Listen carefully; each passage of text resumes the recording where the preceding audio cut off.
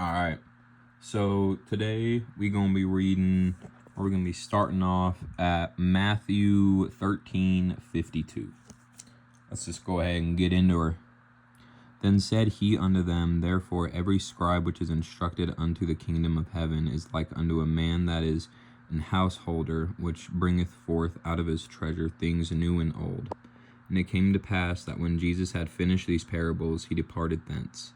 When he was come into his own country, he taught them their synagogue, insomuch that they were astonished, and said, Whence hath this man this wisdom and these mighty works? Is not this carpenter's son? Is not his mother called Mary, and his brethren James and Joseph, and Simon and Judas, and his sisters, and they are not all with us? Whence then hath this man all these things? When they were offended in him. But Jesus said unto them, A prophet is not without honor, save in his own country and in his own house.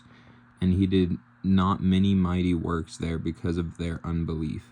At that time Herod the Tetrarch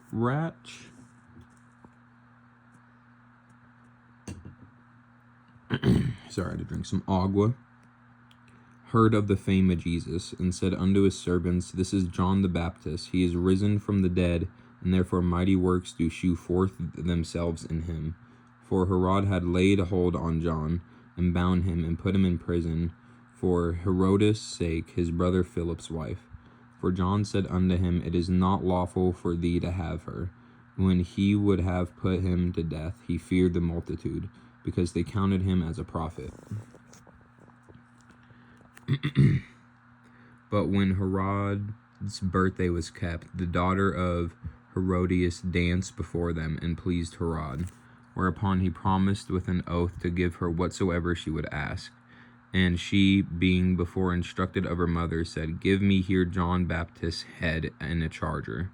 And the king was sorry. Nevertheless, for the oath's sake, and them which sat with him at meat, he commanded it to be given her. And he sent and beheaded John in prison. And his head was brought in a charger and given to the damsel, and she brought it to her mother. And his disciples came and took up the body and buried it, and went and told Jesus. When Jesus heard of it, he departed thence by ship into a desert place apart. And when the people had heard thereof, they followed him on foot out of the cities. And Jesus went forth and saw a great multitude, and was moved with compassion toward them, and he healed their sick. And when it was evening, his disciples came to him, saying, This is a desert place, and the time is now past. Send the multitude away, that they may have go into villages and buy themselves victuals. But Jesus said unto them, They need not depart, give ye them to eat. And they say unto him, We have here but 5 loaves and 2 fishes. And he said, Bring them hither to me. And he commanded the multitude to sit down on the grass, and took the 5 loaves and the 2 fish, and looked up to the heaven, and blessed, and brake, and gave the loaves to his disciples, and the disciples to the multitude. And they did all eat, and were filled, and they took up the fragments that remained 12 baskets full. And they had eaten were about 5,000 men, beside women and children. And straightway Jesus constrained his disciples to get into a ship, and to go before him unto the other side, while he sent the multitudes away. And when he had sent the multitudes away, he went up into a mountain apart to pray. And when the evening was come, he was there alone. But the ship was now in the midst of the sea, tossed with waves, for the wind was contrary. And in the 4th watch of the night, Jesus went unto them, walking on the sea. All right, we're gonna stop reading that part there. But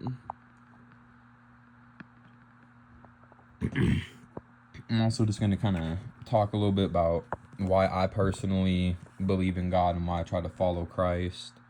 The biggest part is just trying to become a better person.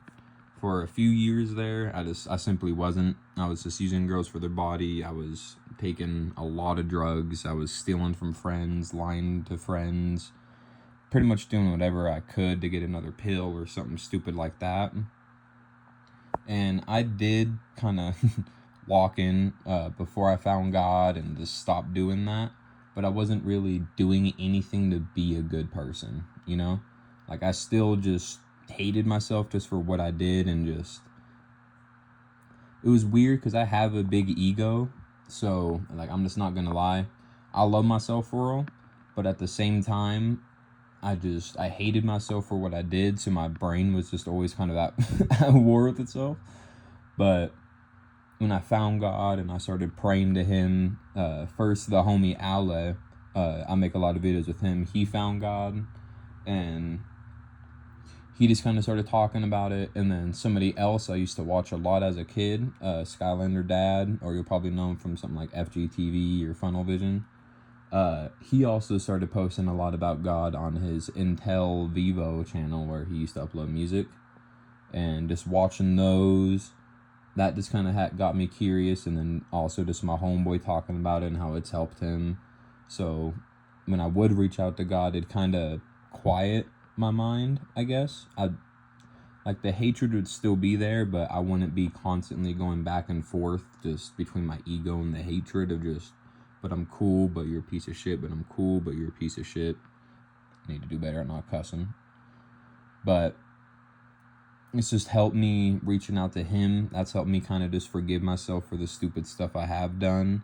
And it's just helped me altogether be a better person, reach out to people that need help. You know, when I just see random posts on TikTok or Instagram of somebody just being sad, I'll message them, and before I just move on. When I see like a homeless dude, if I have money, I'll give it to him, or I'll try to get him some food. Just small stuff that I usually wouldn't think about, that now I do, and it feels good doing, you know? Like, I don't really care if I gave a homeless dude $100 and nobody saw it, because it'd feel good knowing that I helped somebody in need that much. I can't afford all that, but, you know, if I could and I did that, it'd feel great knowing I did that. And a big part of that is just the teachings of Christ, where He wants you to do good deeds, but without, like, taking credit for it, without, like, saying, oh, I did this thing, I'm so great. Like, just helping somebody without telling people that you helped them. Doing something good for the community, for somebody you love, a complete stranger.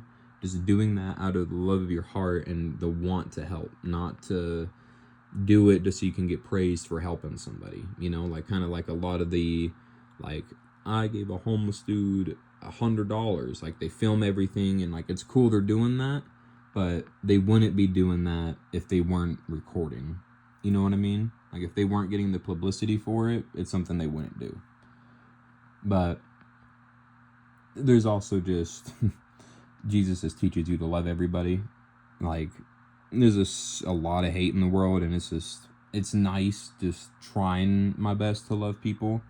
Of course, there are, you know, certain types of people that is really hard to forgive and love, but I try my best to, because if I can't forgive other people, why should God forgive me, you know?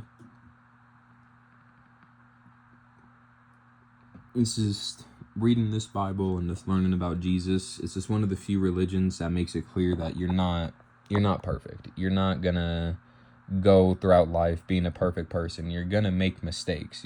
Life is gonna be hard. Like, they make that very clear in both of the Testaments. Life is not gonna be easy. Life is gonna suck for the most part.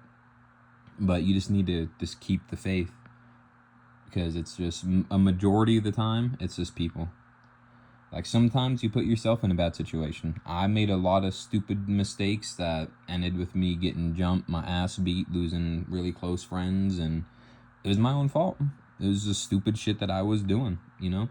And I've also been put into bad situations because of other people, but at the same time, I put myself with them. I chose to, you know, do what they were doing. So at the end of the day, it's just, the Bible teaches you to realize that you are the problem. Other people may be convincing you, but at the end of the day, you are the one doing it. You need to just cut those people out if they're making you do bad things. And even, like, if God isn't for you, you should just listen to these lessons just in general. If there's people in your life that are making you do bad things, making you do drugs, making you do just a whole bunch of stuff that you don't really like doing, but you kind of feel like you have to with them, or maybe you do like it, but I I was doing that shit for that stuff for a while. I was breaking into hotel rooms. I was doing me and the homie Ale, you know, is this something I should say on camera? We stole alcohol from Safeway 5 times in one night, and also in that night, we broke into a random dude's car and stole his pack of Switch. Like, that was a few years ago, and it's just, I'm not gonna sit here and lie to you guys. Doing that kind of stuff, it is fun. It is a good time, but sooner or later, you're either gonna start doing stuff too extreme that's gonna end in possibly your death, jail time, somebody else's death, something just really bad in general happening, or I low-key forgot what my other point was gonna be. Just stop doing it for real. It's either that or you'll just end up getting bored of it. So it's just better to just stop doing it altogether and just try to just surround yourself around people that are just chill.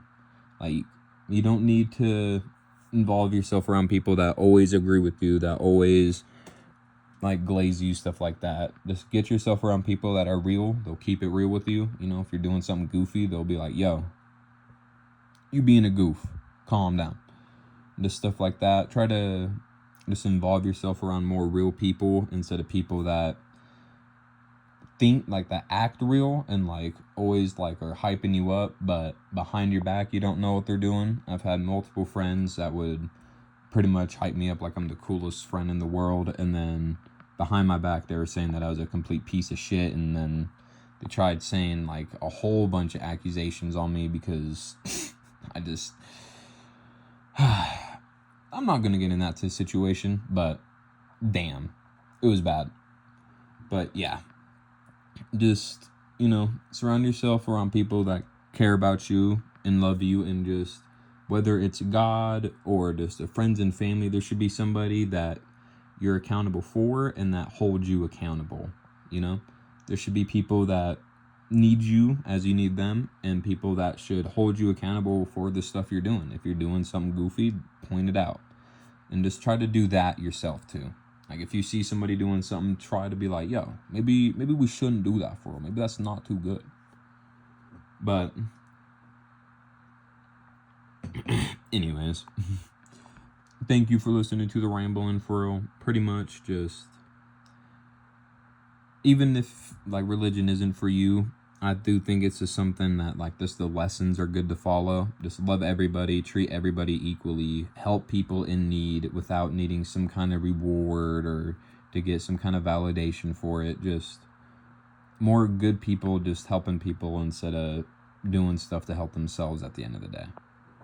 And yeah, God bless y'all. Skylanders.